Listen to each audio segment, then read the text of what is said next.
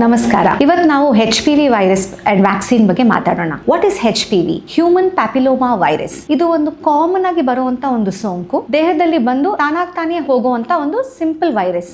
ಆದರೆ ಕೆಲವು high risk strains ಇರುತ್ತೆ, 16, 18, 31, 33 ಅಂತ. ಈ ಸೋಂಕುಗಳು ದೇಹದಲ್ಲಿ ಇದ್ದು ಕೆಲವು ಬದಲಾವಣೆಗಳನ್ನ ಮಾಡುತ್ತೆ ಗರ್ಭಕಂಠದ ಸರ್ವೈಕಲ್ ಸೆಲ್ಸ್ ಅಲ್ಲಿ. ಈ ಸೆಲ್ಸ್ ಕ್ಯಾನ್ಸರ್ ಆಗಿ ಬದಲಾವಣೆ ಆಗುತ್ತೆ ಕೆಲವು ವ್ಯಕ್ತಿಗಳಲ್ಲಿ ಮಾತ್ರ. ಈ ಸೋಂಕಿಗೆ ಈ ಕ್ಯಾನ್ಸರ್ನ ತಡೆಗಟ್ಟಲು ನಾವು ಸೃಷ್ಟಿಸಿರುವಂತ ಒಂದು ವ್ಯಾಕ್ಸಿನ್ HPV ವ್ಯಾಕ್ಸಿನ್. ಈ ಲಸಿಕೆ ಹೇಗೆ ಕೆಲಸ ಮಾಡುತ್ತೆ? ಇದು ನಿಮ್ಮ ದೇಹದಲ್ಲಿ ಬರುವಂತ ಸೋಂಕನ್ನ ಬರುವ ಮುನ್ನವೇ ತಯಾರಾಗಿರೋ ಆಂಟಿಬಾಡೀಸ್ನ ಸೃಷ್ಟಿಸಿರುತ್ತೆ. ಸೊ ಅಟ್ಯಾಕ್ ಆದಾಗ ಕೌಂಟರ್ ಅಟ್ಯಾಕ್ ಇಸ್ ರೆಡಿ.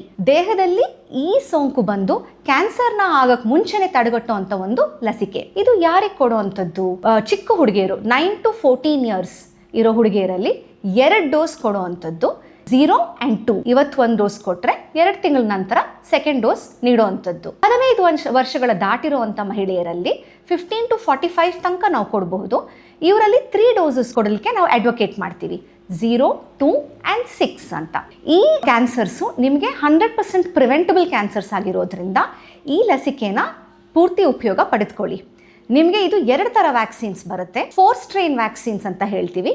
ಸರ್ವವ್ಯಾಕ್ ಅಥವಾ ಗಾರ್ಡಸಿಲ್ 4 ಅಂತ ಇರುತ್ತೆ, ಅಥವಾ 9 ಸ್ಟ್ರೇನ್ಸ್ 9 ಸ್ಟ್ರೇನ್ನ ವಿರುದ್ಧವಾಗಿ ಕೆಲಸ ಮಾಡುವಂಥ ವ್ಯಾಕ್ಸಿನು ಗಾರ್ಡಸಿಲ್ 9 ಅಂತಲೂ ಬರುತ್ತೆ. 2 ವ್ಯಾಕ್ಸಿನ್ಸ್ ತಗೊಳ್ಬೋದು. Both are safe. Thank you.